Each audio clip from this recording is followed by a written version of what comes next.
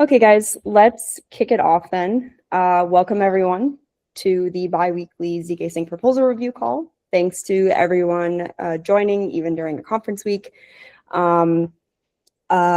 Today we have some more time. We'll have some time to discuss the 3 TPPs that are on chain right now and answer or ask any additional questions that might be remaining there. All 3 of those proposals are live for voting right now. So if you're a delegate, please do go check those out and vote. We also have a few updates prepared for the existing live token programs, including some exciting metrics to share from the season 1 of the ZK Sync staking pilot program, the first week and a half of that being launched, and then a few other token program and ecosystem updates and reminders.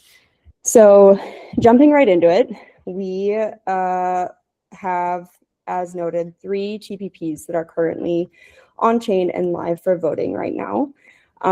All 3 of these TPPs are a little bit over halfway on their way to quorum here, and voting will be open.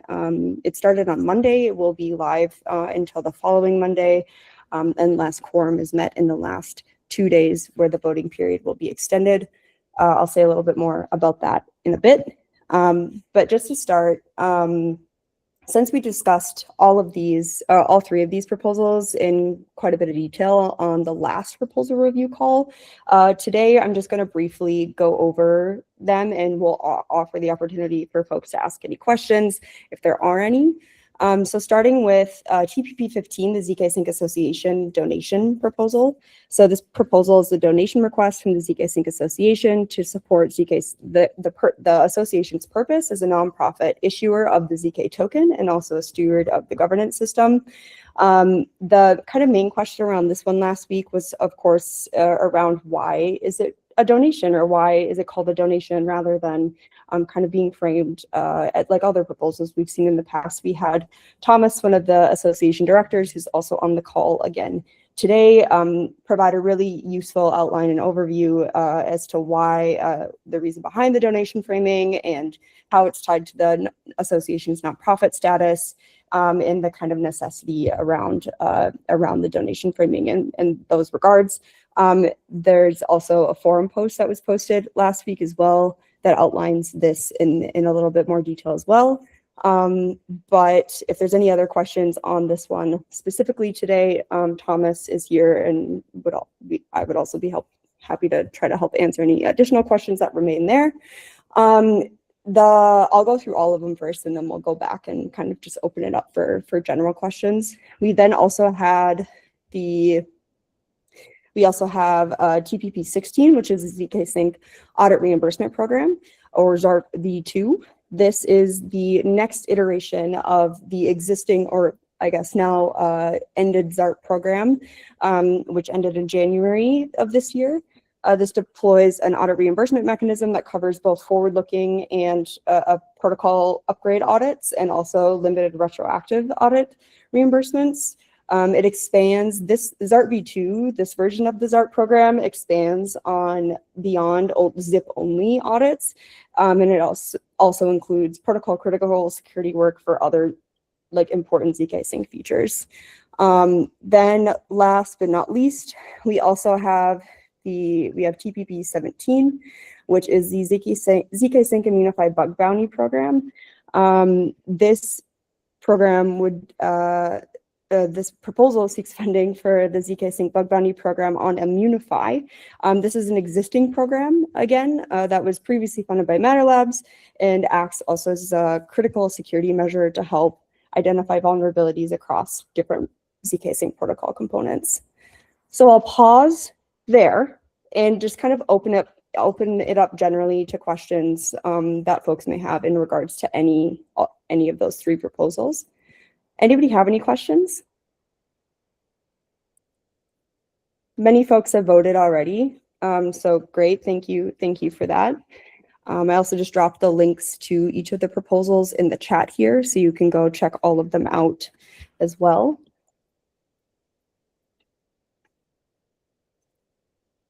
Yeah, Manuel. Hello guys. Hey. I have a little question regarding to the Immunify bounty bounties. And something that I realized is the scope. According with the official website, it says that the scope will be touching is related to smart contracts and that kind of things. But I just want to be sure if also this bounty consider other things like issues with proof generations, and any other kind like vulnerabilities are at circuit levels and that kind of things. Is that considered into the scope of these bounties? That's a great Yeah. question. Alicia, I would say the answer is yes. Anything related to circuits or anything ZK related is covered, as well as kind of what a standard like Ethereum bug bounty would cover. There's like to the extent that it affects the protocol, it's covered. Perfect. Yes, I'm asking because probably I am not a technical person, but I just wanted to double check. Thank you for the answer. Awesome. Great. Any other questions in regards to any of the proposals?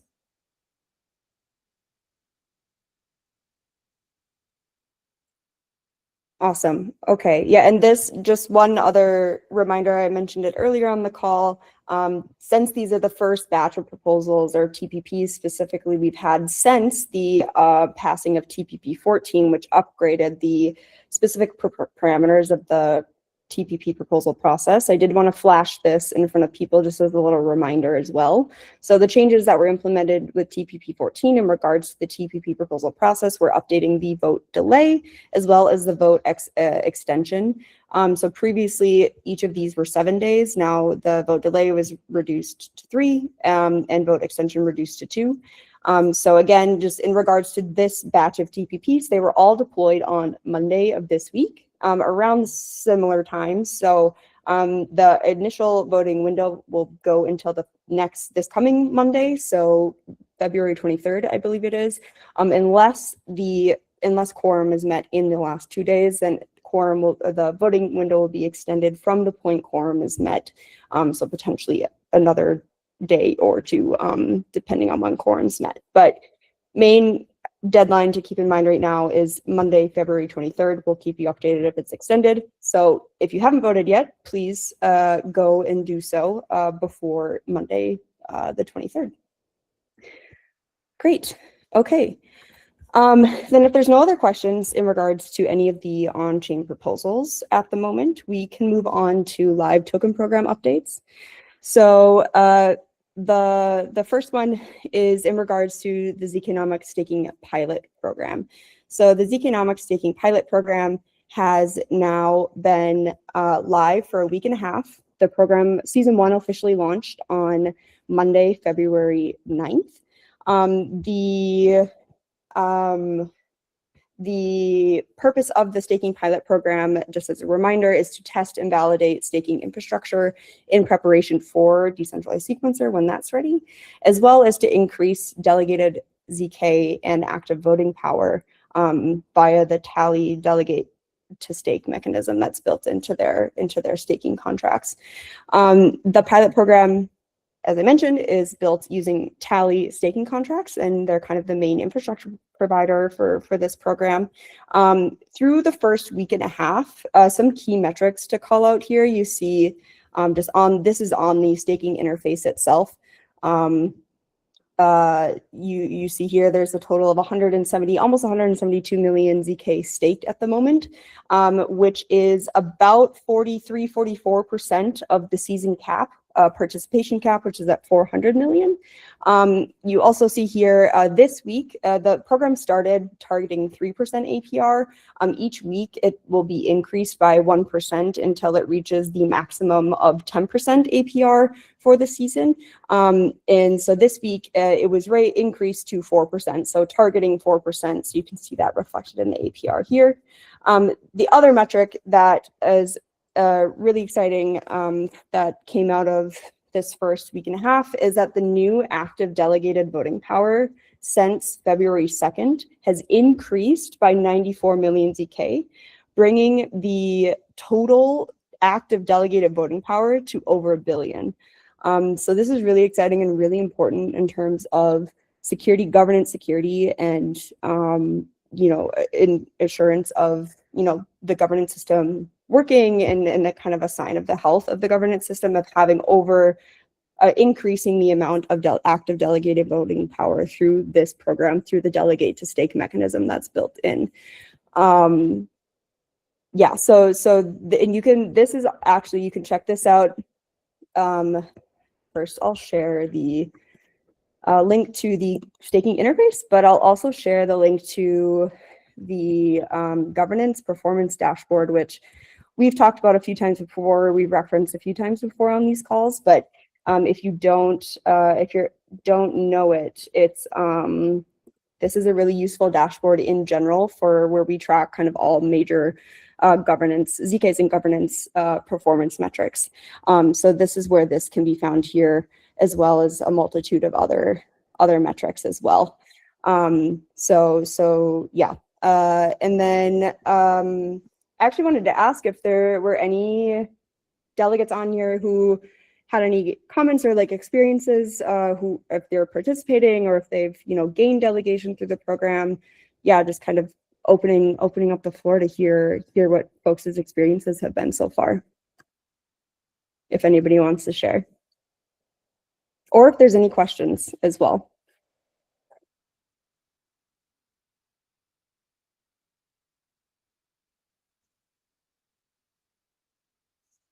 Okay, great. Well, if you do have questions, we encourage folks to go check out the FAQ.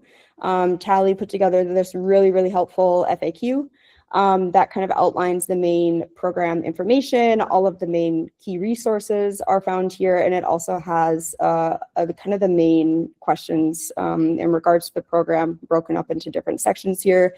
It also includes a demo walkthrough of how to use the staking interface and how the delegate to stake mechanism works. There's also just calling this out as well, in the ZKnomics token staking pilot forum category, there's also a support thread.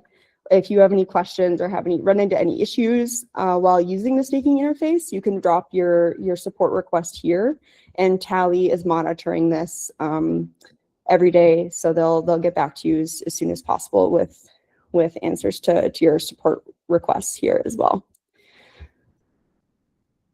Great. Okay, any questions before we move on? Awesome. Thank you again to the Tally team for all of their work and support here. And yeah, really excited to see how season 1 continues to develop. Okay, great. Then in regards to other live token program updates, so the community activation program, TPP-8, which we talked about last week in a little bit more detail. The season 1 for the existing initiatives of this program will be ending end of February. The foundation is still making final confirmations and decisions for season 2, but those should be confirmed and shared within the coming week or so. So you can keep an eye out for those. I left the season 1 reports linked here in case everybody wanted to go take a look at those. And then the Providium Roadshow report, I've gotten confirmation that it's almost ready to post. So hopefully we'll have that out by the end of this week or latest early next week. Any questions in regards to any of the live token programs or live token program updates? Yeah, Manuel? Yeah, well, I will try to take this opportunity to ask other thing regarding to the ZARP V2.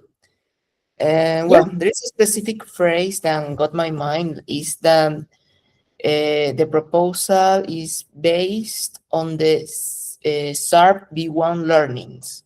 So that got my attention. There will exist the possibility to have in the future like a kind of report summarizing the all learnings of the ZARP version 1. Oh yeah, Yeah, Alicia? I'll work on posting that in the next week, like by the end of next week, I think. At the end of the next week? Yeah.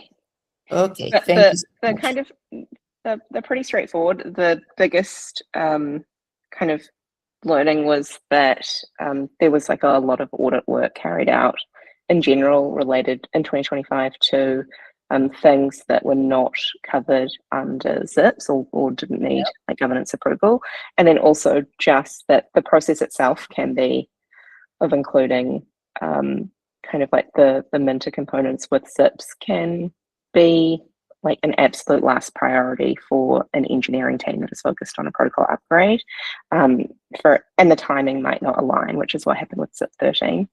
And so then that led that learning led to the inclusion of the RetroCat Minter in this ZARP V2 proposal to cover that amount that wasn't claimed when it should have been.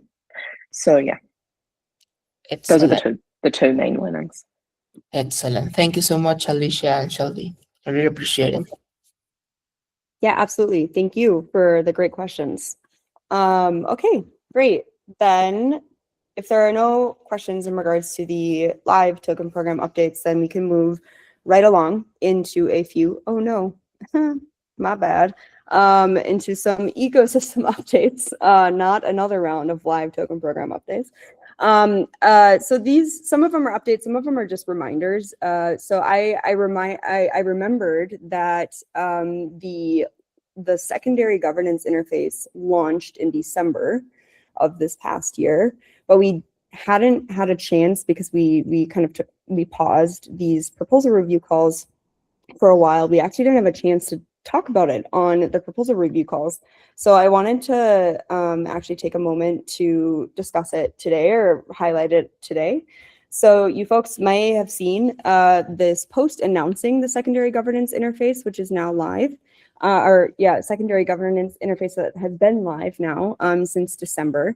This interface, the purpose of this secondary interface or the inspiration for the project kind of came out of Boardroom, which was previously the secondary governance interface for ZK Sync being deprecated. So trying to find another provider to create a secondary governance interface for the ZK Sync ecosystem. There was a whole RFP process that was done to find a provider, and then this was built in the fall of last year. It has a lot of the same functionality as the primary governance interface for delegates and token holders to delegate voting power, vote, and even submit proposals. But having a secondary governance interface is really important to help ensure that ZK Sync governance remains uninterrupted in the case that, for example, Tally stops working or something goes down, and you need, our folks need another place to be able to vote or delegate or change delegation. So this is the secondary interface you can read more about the launch and kind of the RFP process here if you would like. But if you haven't taken a look at the secondary governance interface, I just wanted to take a moment to kind of walk through some of the key features here.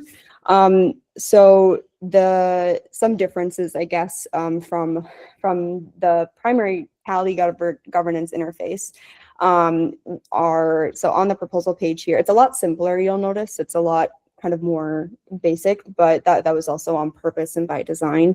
But it has a few cool features that I wanted to point out. So it has like a preview for each proposal. It has like a preview of what the proposal is right on the homepage. You also can sort by governance. So if you only want to see zips, or if you only want to see TPPs, or you only want to see gaps, for example, you can do that pretty easily here. If you click into the proposal, there's also, it looks fairly similar to what Tally looks like, and you can find description, executable code, all that fun stuff here. Votes, and also like who voted for what, voted, didn't vote, which is kind of an easy toggle function here.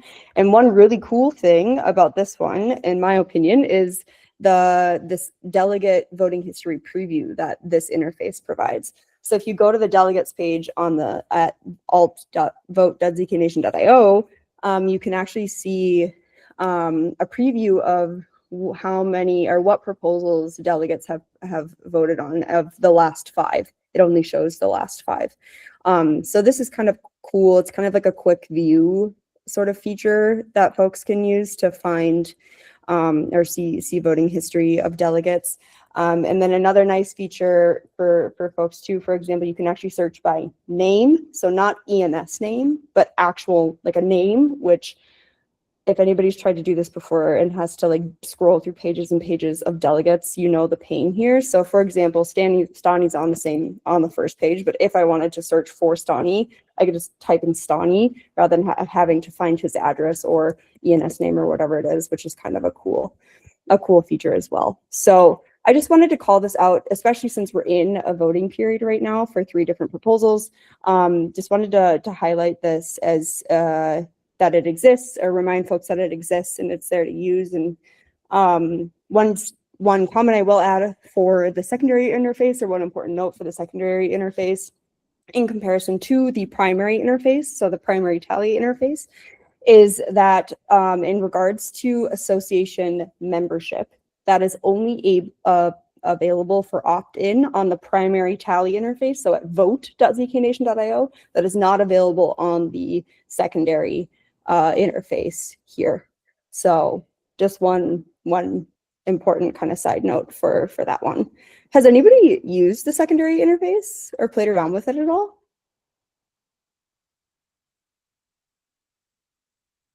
No? Okay. Well, again, if you're used to using Tally and you're happy using Tally, you're welcome to continue using Tally. But this is also there just for reference as well. Great. Then the last item on the agenda today was just to point out a new resource that we recently posted. Yeah, everybody, you have a lot of homework. A new resource that was posted on the ZK Nation blog just recently. And this blog, it's a blog post that was produced by the ZK Sync Association, and it introduces kind of at a high level what zero knowledge proofs are, how they work, and why they matter, and kind of some of the benefits of using them. It was published as an educational resource, and it was to fulfill the purpose of the ZK Sync Association to help advance the access to educational pieces or public resources, to help increase digital literacy on ZK technology in general, but also, yeah, just to make these concepts a little bit more available to the broader public. So I know a lot of folks here on this call are pretty well versed or educated on how ZK technology works, but if you have any friends or know anyone who's looking for kind of a good basic intro, feel free to share this with them. And yeah, if you have any feedback, also excited to hear that. Just a side note here, you can also expect to see another blog post coming soon, hopefully, that we're working on right now in regards to the benefits of, or understanding the benefits of token mechanics and cap minters. Many of you folks may remember there was a forum post posted, I think in the fall of last year, that kind of gave a brief overview of this, but the blog post that we're working on now is a little bit more of a long form version of that and goes into a little bit more details and some examples. So that's another one you can be keeping an eye out for as well in the coming weeks. And yeah, and that's actually all we had for you folks today. Is there any questions, or are there any other topics that folks wanted to touch on the call today?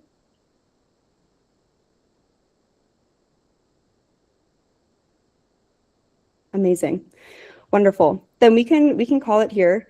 Thank you everyone for joining, and just a reminder to the delegates, if you have not voted yet, please go do so on the 3 TPPs that are on chain right now. I wish you all a wonderful week, and we'll have the call notes and recording up by tomorrow end of day as always. Thanks everyone. And have fun at ETH Denver if you're there. Thank you. Bye-bye. Thank you, Shelby. Thank you. Bye. Bye-bye.